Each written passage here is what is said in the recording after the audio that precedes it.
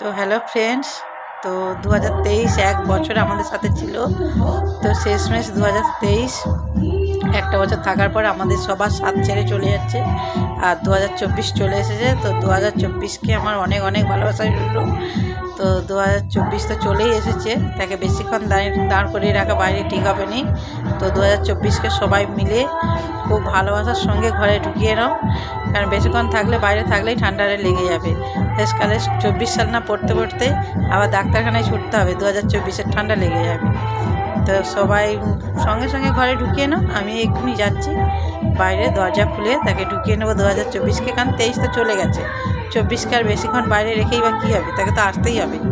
তো 24কে ডেকে নিয়ে আমি তাড়াতাড়ি, নাহলে আবার ঠান্ডা লেগে যাবে, বাইরে বিশাল ঠান্ডা। নিজেরা ঘরে থেকে তাকে ঠান্ডা লাগিয়ে তো লাভ নেই। তো আমিও যাচ্ছি, আমার সাথে তোমরাও বেরিয়ে পড়ো। 2024 চলে এসেছে, কলিং বেল টিপছে।